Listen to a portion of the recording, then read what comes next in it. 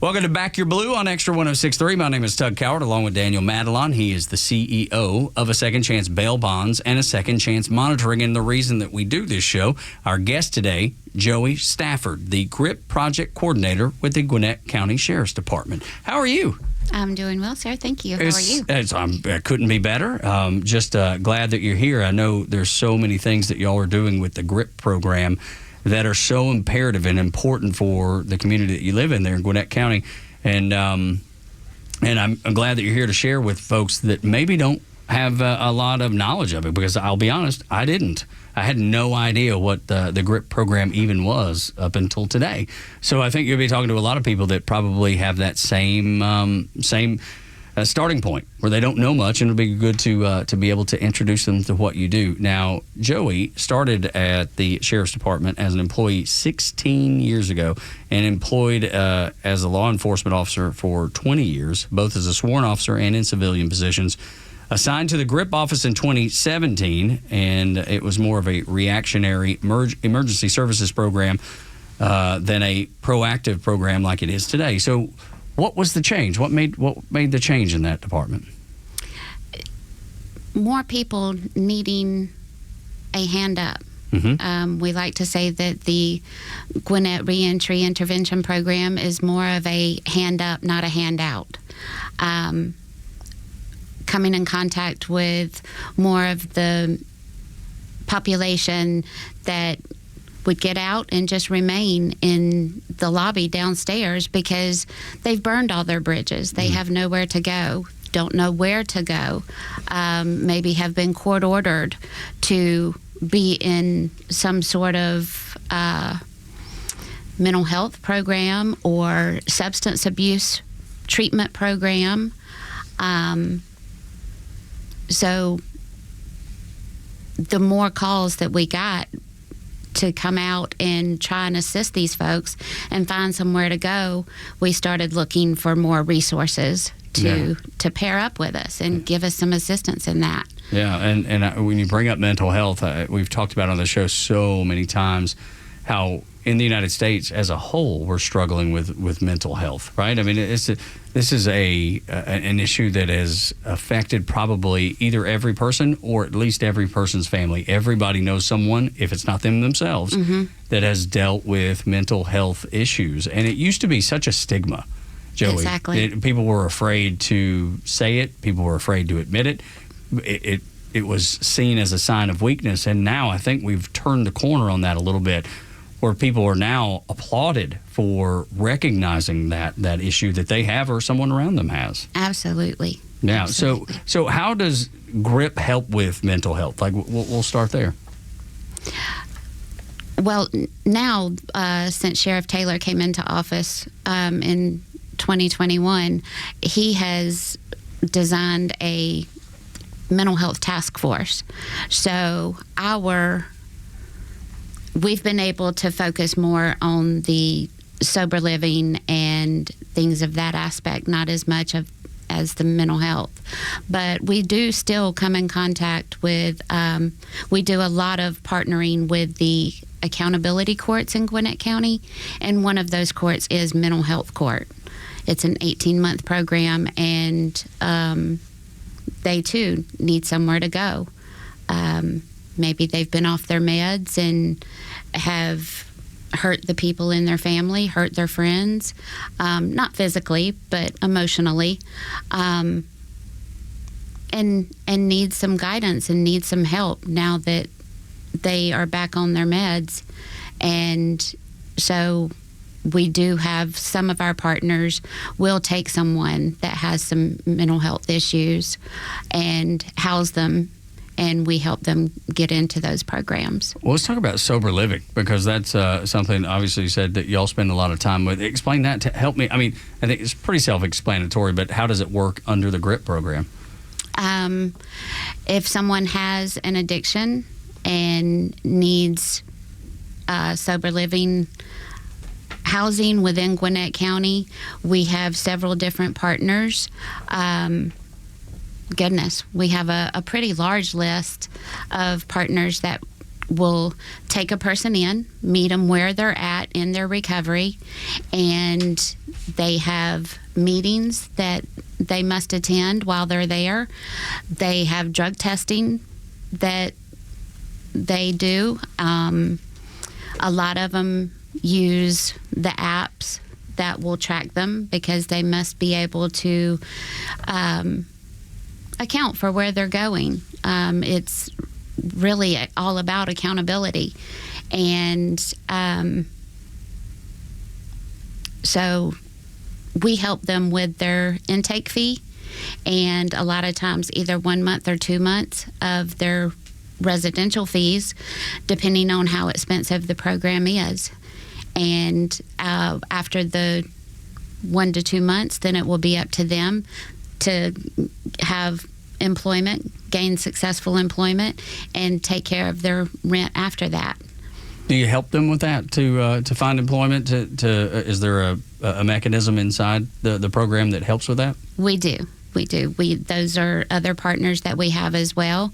Part of the GRIP expansion that we started in September is a vocational program within GRIP, and the inmate workers inside the jail can gain training certificates and certificates of completion in things like environmental services, which is our janitorial crew.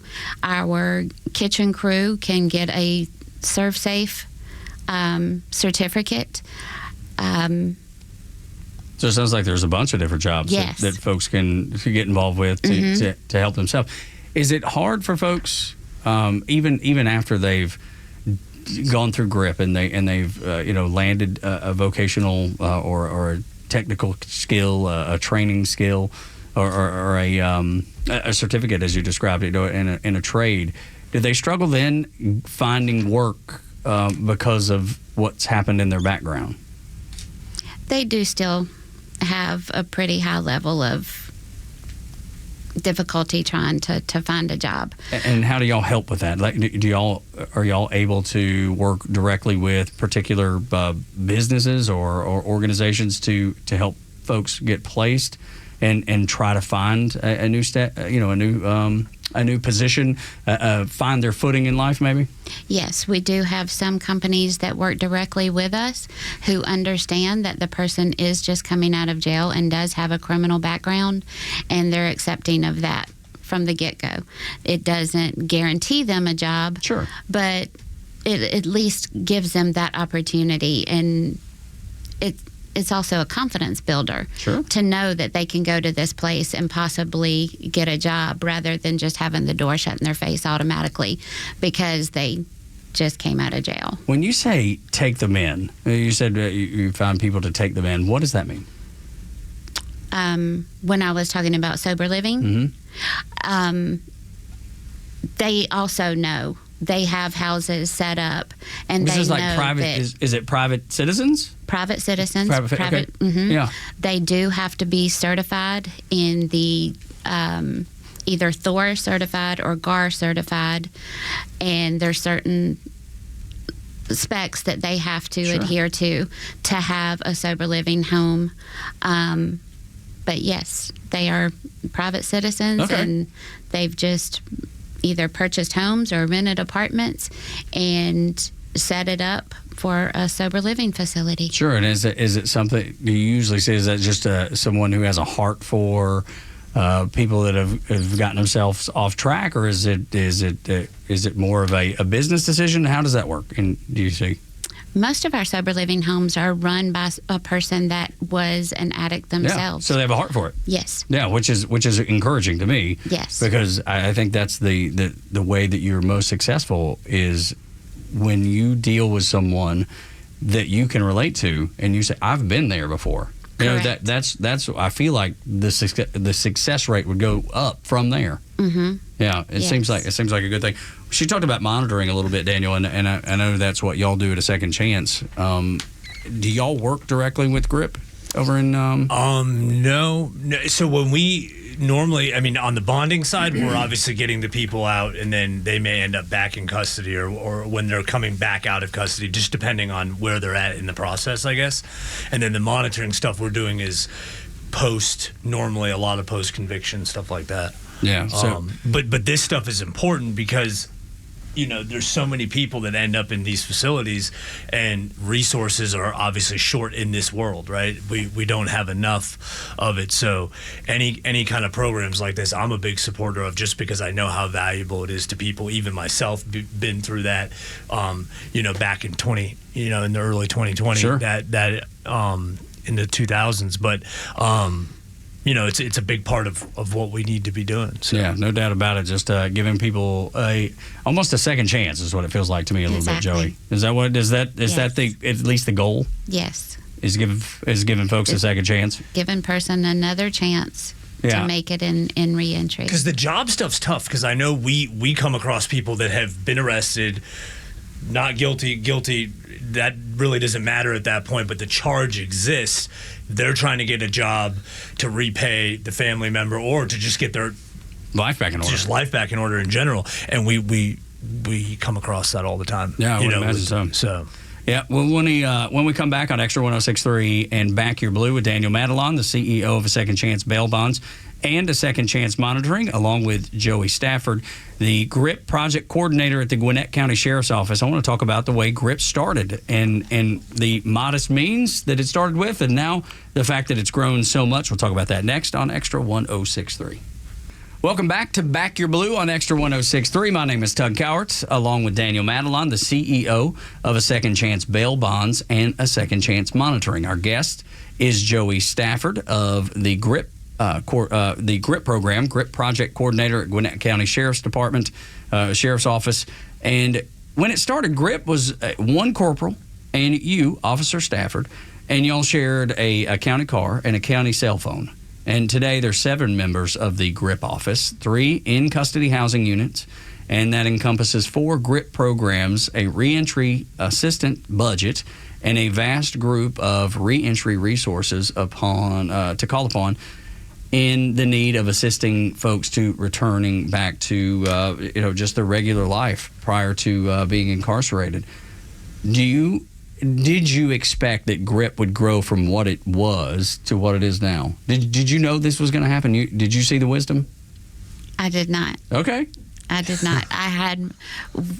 Because the easy answer would be like, yeah, of course I knew this. Of course I knew this. I had this all figured out. But I love the honesty. Yes. I have the heart for it. I've always had the heart for it. But to see the vision come to fruition with it actually started in 2012 with the one corporal that I mentioned before, and he came in I was working in another section of the jail, and he just came in one day and he said, "You've been reassigned to me," and he literally picked up my desk and put it on a cart and wheeled it across the hallway. And like you said, we shared an office, we shared a car, we shared a telephone, and I just had no idea it would be what it is today, and it just makes my heart happy. Absolutely. Anytime you can help people, I think it's good, and that's what the folks at the Gwinnett County Sheriff's Office do by nature. I mean, they have a servant's heart to begin with, or they wouldn't be in that position, right? Correct. They want to make their community better. They want to make their neighborhoods better. They want to make everything around them better, and that's the reason that they sacrifice so much, because it is a sacrifice to be a public servant. Absolutely. And why do you think the officers that have gotten involved have? Because, I mean, that's growth. 7 members now on the GRIP team. What was it that made the GRIP program their goal? I mean, obviously the caring part too, but how did they get selected? What was the process? You must be a believer in restorative justice is the number one priority. You must have a heart for it. You must believe in it, and see past just being security. Being able to help people and guide them, talk to them, find out what their needs are, and not just believe that this is a criminal and they'll never be anything but a criminal. You have to be able to see past that thought pattern and thought process. And go ahead. The people that are involved in our GRIP team, I believe wholeheartedly feel that way. Yeah, they see beyond. They're able to see good in everybody, and I think that's a pretty good quality, because I would imagine a lot of times, especially if folks do break the law multiple times, that sometimes it's difficult to get people to see that value that you see. Oh, absolutely. And there's times, I mean, we get hoodwinked or whatever you want to call it. Sure. But Daniel, you can probably relate to that. Oh, I can definitely relate to that. Yeah, but that's that. But again, seeing the individual versus, this is a group of people that I don't trust. I have use for. You see the beauty of the individual. Correct. Yeah, and so what is it that keeps you positive? Because as you said, if you get tricked a couple times, then you become a little bit jaded or a little more guarded. How do you keep that open mind? How do you keep your heart open to it? A lot of times a person will show you, I call it being tired. They'll show you they're tired. And then others, you'll talk to them and speak to them, and they're just looking for a get out of jail ticket. Mm-hmm. They're not tired yet. Mm-hmm. They're not tired of the life. But just being able to see between those and the success stories, the ones that, will write you a letter when they're Sure. done with their programs, or call you and invite you to their graduations from accountability gosh, court. that's amazing. Yes. So the drug court graduations, the mental health court graduations that you attend. I recently did a 5K, and oh my heavens, I'm tired thinking about it. And there were so many of the GRIP participants that I had worked with there that have found, something else to do. They've turned to running now instead of focus their energy on something different. Yes. I love that. Do you care to, I mean, you don't have to go into name details, but maybe some stories, some success stories. So when people listening to Back Your Blue right now, and as we talk to Joey Stafford, the GRIP project coordinator at the Gwinnett County Sheriff's Office, they're able to hear the things that you saw before anybody else did. Do you have those success stories that you can share with us? Absolutely. I've been doing this since 2017, so there's tons of them. But just a couple of your favorites, maybe. There was a female who went through the GRIP program, and then she went on to, we got her into a sober living facility for when she got out, because it was part of her bond. When she first came to jail, she did not have a bond at all. They finally set her a bond. She had to get an ankle monitor and go to sober living. And not only did she complete with success having the ankle monitor and the sober living facility, she went to work for the sober living facility. That's awesome. Mm-hmm. Oh, that's so good. So Yes. Again, going back to experience and relatability, she had a heart for it because she'd been through it. Yes. What about the other stories? Any other that stand out to you? One that I hope will be. Oh, this is like an up and coming. Yes. Okay. I hope will be a success story. We worked very hard with him while he was in the GRIP program, and had him, completely set up with sober living. He had been with us long enough to also be a part of the vocation program, but unfortunately when he went to court, the last time that he was in court, the judge told him, if I see you again, you're going to prison. Well, we hoped we could save him from that, but we weren't able to, and she had to stand by her word, and so she sent him to prison. But we're hoping that when he comes out, he has written several letters back to the unit, talking about how much he appreciates the curriculum that was offered in the unit, how much he's learned and how strong he feels this time. And hopefully he will be okay when he comes out of prison. When he's out, you're hoping he'll be tired, like you're talking about. Yes, just tired of it. that life. Yeah. How do you? I guess what's the process for when you see a person that comes into the GRIP program, and we need to restate that for anybody that's just joined us, this the Reentry Intervention Program in Gwinnett County. Do you have the ability to say, this person's tired, yep, they belong, and we can help them, or this person isn't tired of the lifestyle, isn't tired of doing the things that they've been doing? Do you have any control over that, or you have to work with anybody that they send your way? Not so much having to work with or seeing someone as being tired, but we do vet them. We look at their in custody disciplinary history, their current charges. We go through their complete criminal history, things like armed robbery, ag assault, rape, child molestation, those kind of charges. No. Of course. They are not accepted into the program. None of the 7 deadlies. None of the 7 deadlies. Well, correct. you have to explain that for me, because I don't know what that means, and I bet a lot of people listening have no idea what that means. So please explain that so everybody understands. Those are the murders, ag assault, rape, child molestation. We even go as far as elder abuse. Oh my gosh! If you take advantage of an elderly person, that's a big thing. But kids and dogs and elderly, like exactly.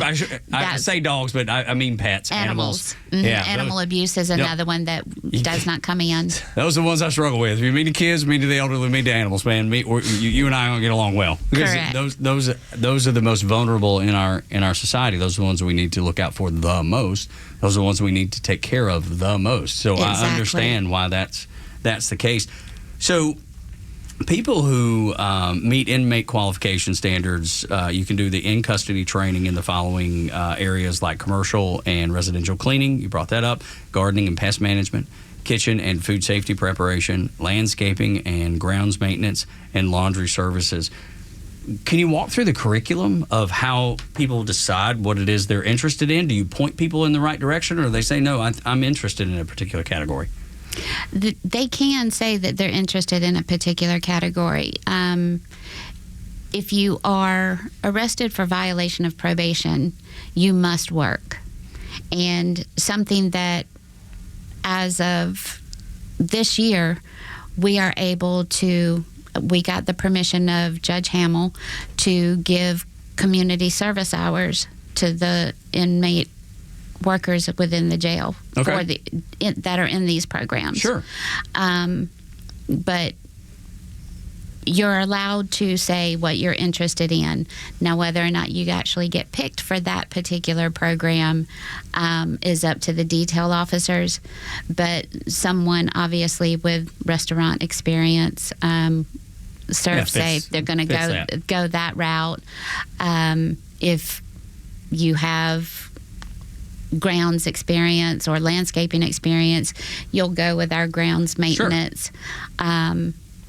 The detail for laundry service, that is run by females. Okay. So only the female workers are eligible for that. We just have certain details that are either one sex or the other. Okay. And our kitchen is run by male inmates. Our laundry detail is females. Okay. The animal welfare, that is both. They have alternating days. Okay. So that's right. I didn't even know about that. I didn't even read the animal detail. I missed that. Can you tell me about that a little bit? They go over to the Gwinnett County Animal Welfare Center and help with cleaning the cages. They help with pet enrichment, which includes filling the kongs and washing the bowls and other treats.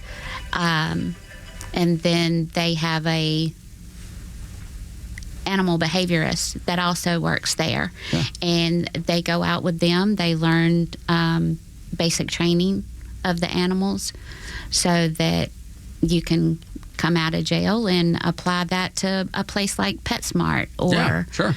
Yeah, that's perfect. I love that. That's another success story.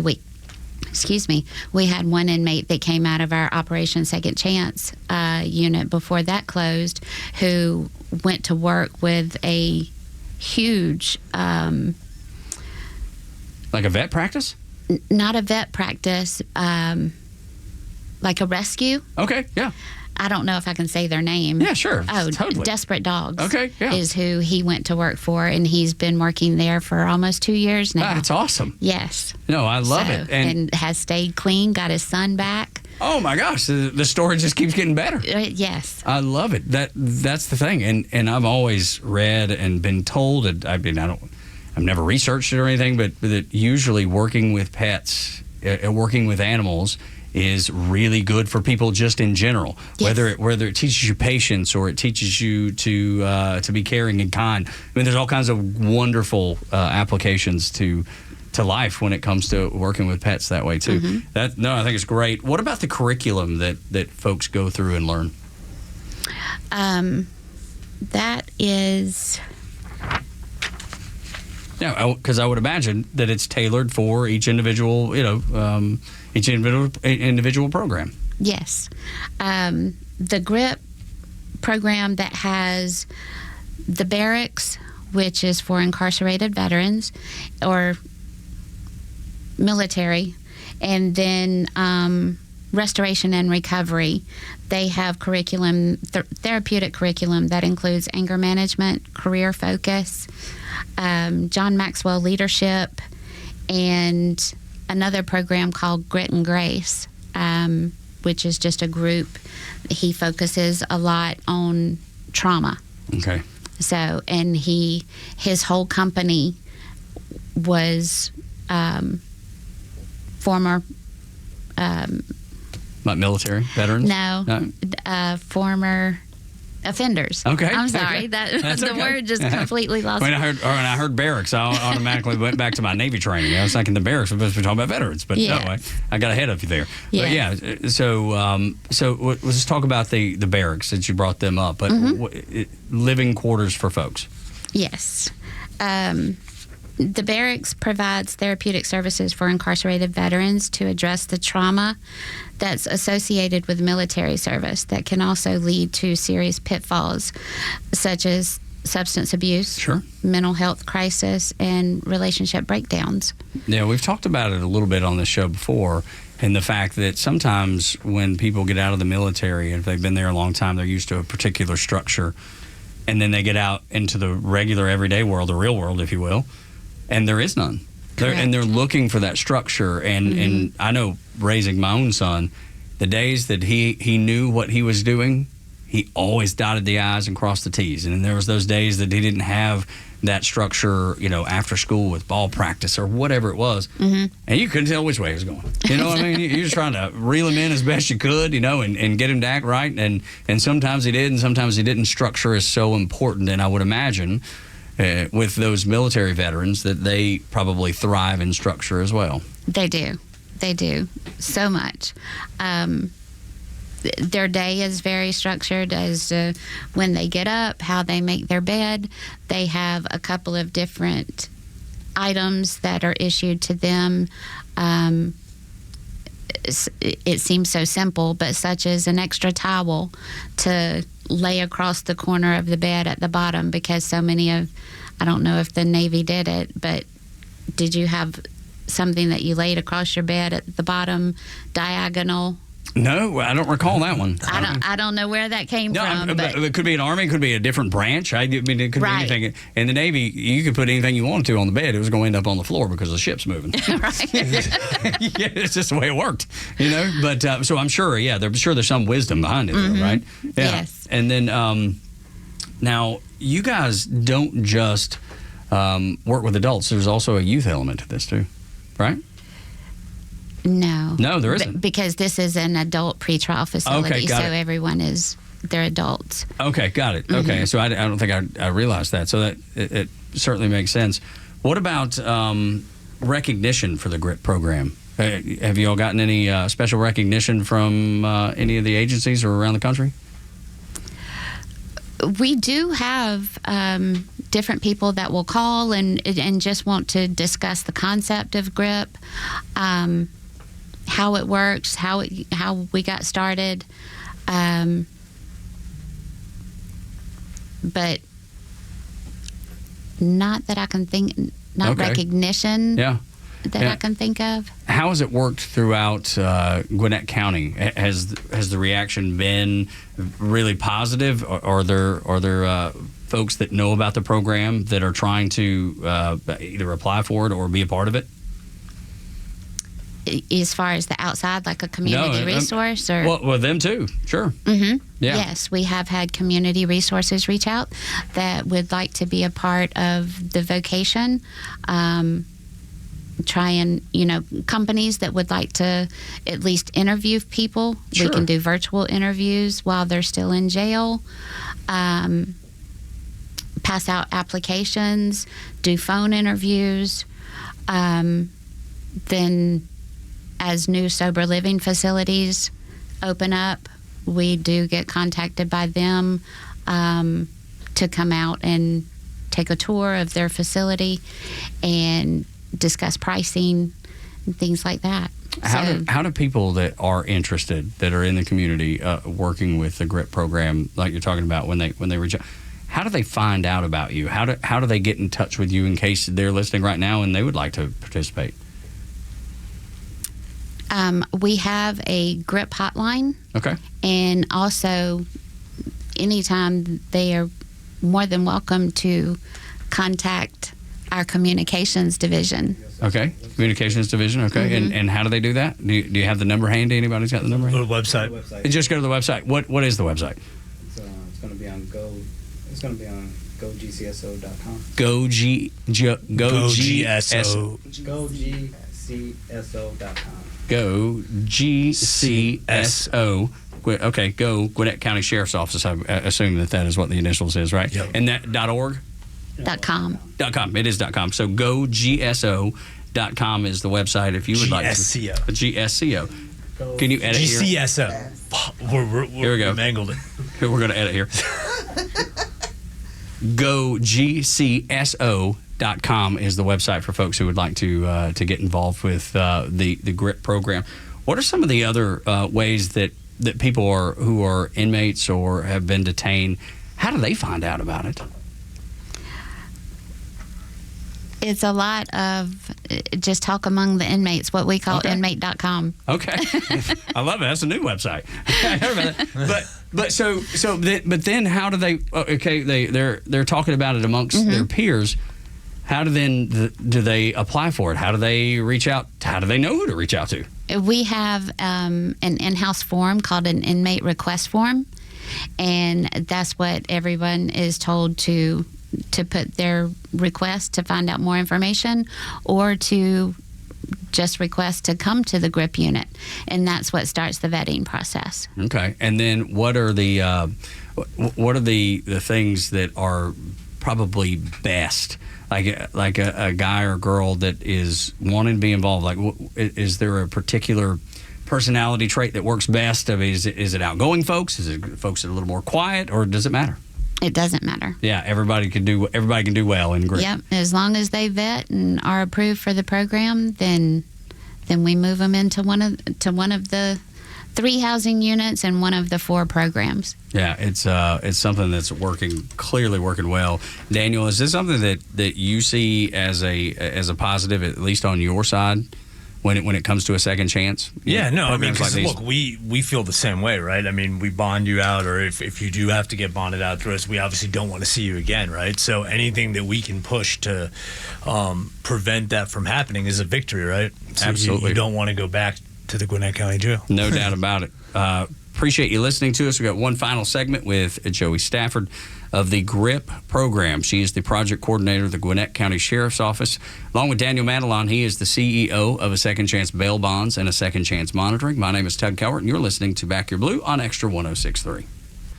Welcome back. Final segment of Back Your Blue on Extra 106.3 with Daniel Madelon. He is the CEO of a Second Chance Bail Bonds and a Second Chance Monitoring. Got Joey Stafford with us, GRIP project coordinator at the Gwinnett County Sheriff's Office. And if you're just now tuning in, that is the Gwinnett Reentry Intervention Program, GRIP, and they offer incentivized programs with access to rehabilitation, education, vocation, and occupational skills. The program also provides opportunity for restoration, recovery, and preparation for a successful reentry into society.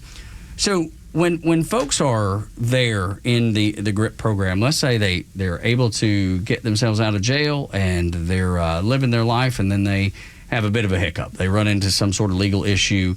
Are they able to reach back out to y'all at the GRIP program and get assistance there? Yes, sir, they are. Depending on that hiccup, and they can just reach back out to the GRIP hotline that I mentioned before, and we will discuss it.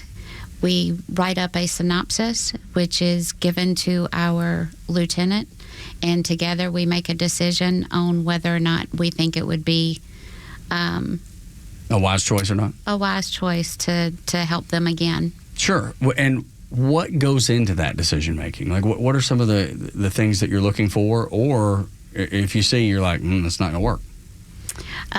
Again, what happened to cause the hiccup? Do they have a job? Are they actively looking for a job? Do you have interviews coming up? We need to know that you're trying to help yourself as much as you're reaching back out for us to help you. Sure, yeah, because in life, that's the thing. If you're not willing to help yourself, there's not much that anybody else can do. If you ain't willing to help you, it's going to be hard for anybody else to help you. Correct. Yeah, no, all that makes sense to me too. You mentioned something in the break, the Pocket Program. I have no idea what that means. Can you explain to me and folks listening here to Back Your Blue what the Pocket Program is? Yes, Pocket is a case management system or case management platform that the county just purchased for GRIP in October, that we are trying to put in place. It will track all of the vocational programs that we have for the individuals in the GRIP program. They will have access to it on the outside as well. All of our partners will be set up in this platform so that they don't have to reach back out to GRIP necessarily. They can look through their Pocket program and go to the resources themselves, ask questions. Like a little bit of a directory? Almost, yes, but it's interactive, so it's Pocket by a Civil Aid, and that is the difference between them and a lot of the other case management programs out there. Is this one is interactive, so they can also get their certificates. We will load those into this Pocket program, so they always have those. They don't have to necessarily keep coming back to GRIP. They have all of this in their Pocket profile. Okay, yeah, it's just almost like a social media. It sounds like a little bit. It's just where you have your profile, you go to your page, and you see all the things that you have access to. Social media, it's probably friends or pages you follow or whatever. But in this, it sounds like you go to anything that you could be involved with or you could have access to better yourself. Correct, to help your reentry plan. Yeah, to assist in that. Man, it sounds like a really, really good program, and I imagine that a lot of people try to take advantage of that. Because you said this is something that you have even after you're done with the incarceration. Correct. Yeah. So this is going to help you. Like, can you give me an example of what might be in there? Like, is there numbers to counseling or numbers to trade and vocational schools? Am I on the right path? Absolutely. The partners that I had mentioned before, such as employment partners, they will be in there, their contact information, their applications, so that they can just do it right there in the platform. Love it. Convenience. Yes. Yeah. And then also a lot of the things that are in our paper resource guide, which includes, you can find clothing, you can find food pantries, clothing pantries. Any need that you might have. Yes. No, that's terrific. Medical. We have a reentry health insurance program that we partner with that gives a person coming out of incarceration, as long as they sign up within 60 days of release, they get a year's worth of health insurance. When I hear all this, I just think the word that comes to mind is dignity.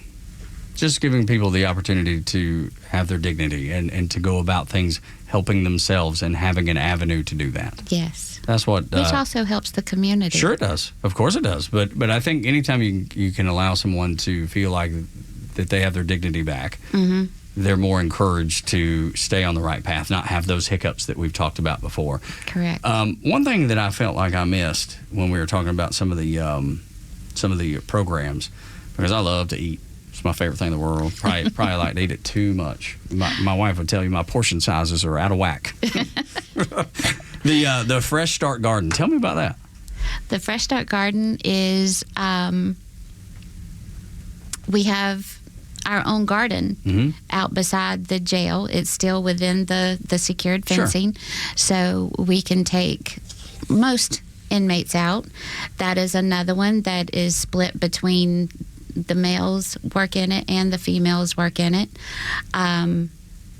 We receive donations from different partners for the plants. And we have a winter crop, a fall, a summer, a spring, and they go out there, they learn the horticulture and agriculture, tilling the beds, getting them ready for planting, harvesting the different crops and what they are and what they need to grow and be successful. Are they used inside the jail? Yes. See, but that's the thing that sounds the best to me. Some fresh food Some that fresh you grew food. yourself. Yes. Man, talk about a good place to be, man. I think that's my favorite so far, really.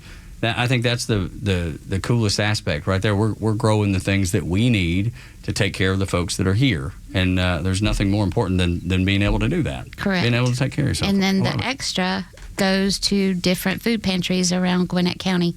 I love that. That's a win-win right there. That's what that is, Daniel Madelon. For sure. It is good for everybody involved. And I just want to tell you, Joey, thank you so much for taking the time to come by here and talk to us about the GRIP program, because I don't think many people know about it. And that's something that Gwinnett County can be proud of, that they're doing something extra to help people, because at the end of the day, if we ain't helping people, we're doing the wrong thing. Correct. And I see that at the church I go to, and I was taught that as a child. So I think that the GRIP program is headed in the right direction, and with folks like you working there, can't go wrong.